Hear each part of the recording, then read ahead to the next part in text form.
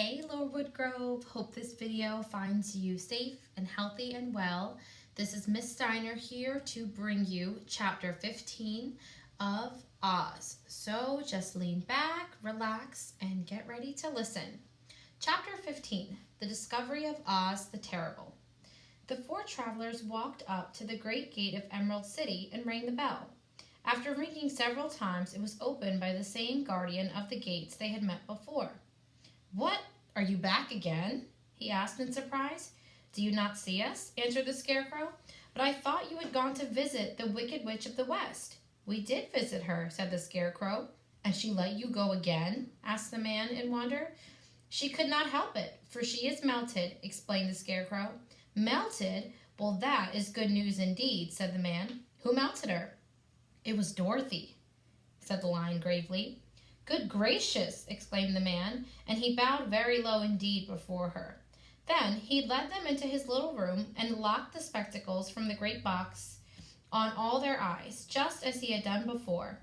Afterward, they passed on through the gate into the Emerald City. When the people had heard from the guardian of the gates that Dorothy had melted the Wicked Witch of the West, they all gathered around the travelers and followed them in a great crowd to the Palace of Oz. The soldier with the green whiskers was still on guard before the door, but he let them in at once, and they were again met by the beautiful green girl, who showed each of them to their old rooms at once, so they might rest until the great Oz was ready to receive them. The soldier had the news carried straight to Oz that Dorothy and the other travelers had come back again after destroying the Wicked Witch, but Oz made no reply. They had no word from him the next day, nor the next, nor the next. The waiting was tiresome and wearing, and at last they grew vexed that Oz should treat them in so poor a fashion after sending them to undergo hardships and slavery.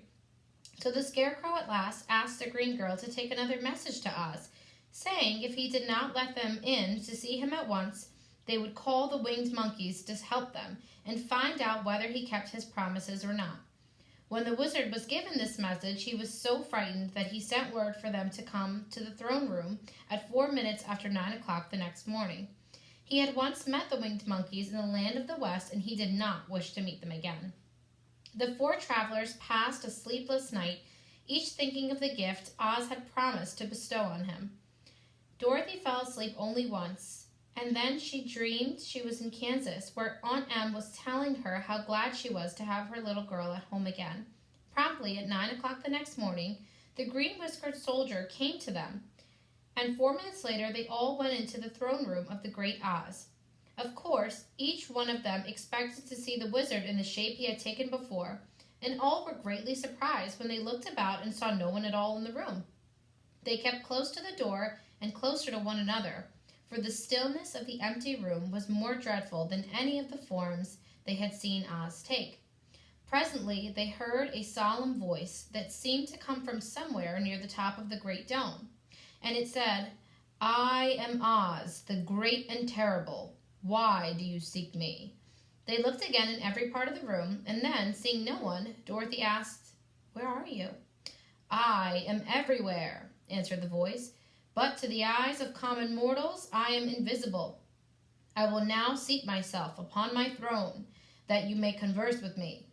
Indeed, the voice seemed just then to come straight from the throne itself, so they walked toward it and stood in a row while Dorothy said, "We have come to claim our promise, O Oz."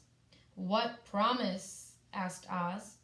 "You promised to send me back to Kansas when the Wicked Witch was destroyed," said the girl. "And you promised to give me brains," said the Scarecrow. "And you promised to give me a heart," said the Tin Woodman. "And you promised to give me courage," said the Cowardly Lion. "Is the Wicked Witch really destroyed?" asked the voice, and Dorothy thought it trembled a little. "Yes," she answered. "I melted her with a bucket of water." "Dear me," said the voice. "How sudden! Well, come to me tomorrow, for I must have time to think it over." "You've had plenty of time already," said the Tin Woodman angrily. "We shan't wait a day longer," said the Scarecrow. "You must keep your promise to us," exclaimed Dorothy. The lion thought it might be as well to frighten the wizard, so he gave a large, loud roar, which was so fierce and dreadful that Toto jumped away from him in alarm and tipped over the screen that stood in a corner. As it fell with a crash, they looked that way, and the next moment all of them were filled with wonder. For they saw, standing in just the spot the screen had hidden, a little old man, with a bald head and a wrinkled face, who seemed to be as much surprised as they were. The Tin Woodman, raising his axe, rushed toward the little man and cried out, "Who are you?" "I am Oz, the Great and Terrible," said the little man in a trembling voice. "But don't strike me, please don't, and I'll do anything you want me to." Our friends looked at him in surprise and dismay. "I thought Oz was a great head," said Dorothy. "And I thought Oz was a lovely lady," said the Scarecrow. "And I thought Oz was a terrible beast," said the Tin Woodman. "And I thought Oz was a ball of fire," exclaimed the lion. "No, you are all wrong," said the little man meekly. "I have been making believe." "Making believe?" cried Dorothy. "Are you not a great wizard?" "Hush, my dear," he said. "Don't speak so loud, or you will be overheard, and I should be ruined. I'm supposed to be a great wizard." "And aren't you?" she asked. "Not a bit of it, my dear. I'm just a common man." "You're more than that," said the Scarecrow in a grieved tone. "You're a humbug." "Exactly so," declared the little man, rubbing his hands together as if it pleased him. "I am a humbug." "But this is terrible," said the Tin Woodman. "How shall I ever get my heart?" "Or I my courage?" asked the lion. "Or I my brains?" wailed the Scarecrow, wiping the tears from his eyes with his coat sleeve. "My dear friends," said Oz, "I pray you not to speak of these little things. Think of me and the terrible trouble I'm in at being found out." "Doesn't anyone else know you're a humbug?" asked Dorothy. "No one knows it but you four, and myself," replied Oz. "I have fooled everyone so long that I thought I should never be found out. It was a great mistake my ever letting you into the throne room. Usually I will not see even my subjects, and so they believe I am something terrible." "But I don't understand," said Dorothy in bewilderment. "How was it that you appeared to me as a great head?" "That was one of my tricks," answered Oz. "Step this way, please, and I will tell you all about it." He led the way to a small chamber in the rear of the throne room, and they all followed him. He pointed to one corner in which lay the great head, made out of many thicknesses of paper, and with a carefully painted face. "This I hung from the ceiling by a wire," said Oz. "I stood behind the screen and pulled a thread to make the eyes move and the mouth open." "But how about the voice?" she inquired. "Oh, I am a ventriloquist," said the little man. "I can throw the sound of my voice wherever I wish, so that you thought it was coming out of the head. Here are the other things I used to deceive you." He showed the Scarecrow the dress and the mask he had worn when he had seemed to be the lovely lady. And the Tin Woodman saw that his terrible beast was nothing but a lot of skin sewn together with slats to keep their sides out. As for the ball of fire, the false wizard had hung that also from the ceiling. It was really a ball of cotton, but when oil was poured upon it, the ball burned fiercely. "Really," said the Scarecrow, "you ought to be ashamed of yourself for being such a humbug." I certainly am," answered the little man sorrowfully. "But it was the only thing I could do. Sit down, please. There are plenty of chairs, and I will tell you my story." So they sat down and listened while he told the following tale. "I was born in Omaha." "Why, that isn't very far from Kansas," cried Dorothy. "No, but it's farther from here," he said, shaking his head at her sadly. "When I grew up, I became a ventriloquist, and at that I was very well trained by a great master. I can imitate any kind of bird or beast." Here he mewed so like a kitten that Toto pricked up his ears and looked everywhere to see where she was. "After a time," continued Oz, "I tired of that and became a balloonist." "What is that?" asked Dorothy. "A man who goes up in a balloon on circus day so as to draw a crowd of people together and get them to pay to see the circus," he explained. "Oh," she said, "I know." "Well, one day I went up in a balloon and the ropes got twisted so that I couldn't come down again. It went way up above the clouds, so far that a current of air struck it and carried it many, many miles away. For a day and a night I traveled through the air, and on the morning of the second day I awoke and found the balloon floating over a strange and beautiful country. It came down gradually, and I was not hurt a bit, but I found myself in the midst of a strange people who, seeing me come from the clouds, thought I was a great wizard. Of course, I let them think so because they were afraid of me and promised to do anything I wished them to. Just to amuse myself and keep the good people busy, I ordered them to build this city and my palace, and they did it all willingly and well. Then I thought, as the country was so green and beautiful, I would call it the Emerald City. And to make the name fit better, I put green spectacles on all the people, so that everything they saw was green. But isn't everything here green? Asked Dorothy. No more than in any other city, replied Oz. But when you wear green spectacles, why, of course, everything you see looks green to you. The Emerald City was built a great many years ago, for I was a young man when the balloon brought me here, and I am a very old man now. But my people have worn green glasses on their eyes so long that most of them think it really is an Emerald City, and it certainly is a beautiful place, abounding in jewels and precious metals and every good thing that is needed to make one happy.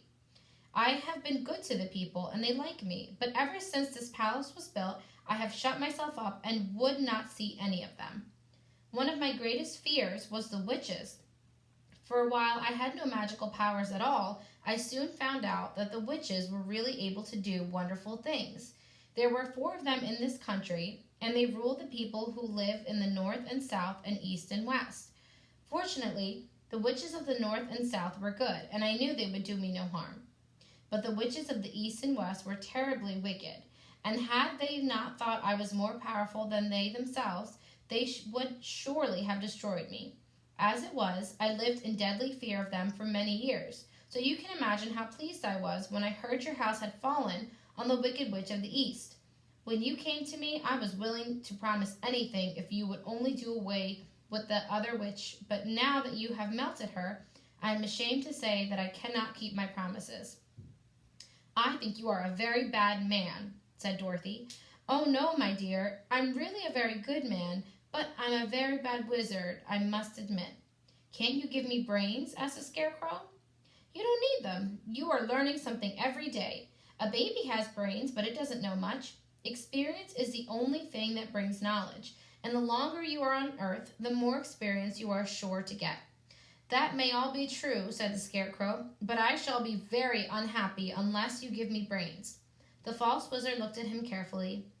Well, he said with a sigh, I'm not much of a magician, as I said, but if you will come to me tomorrow morning, I will stuff your head with brains. I cannot tell you how to use them, however. You must find that out for yourself.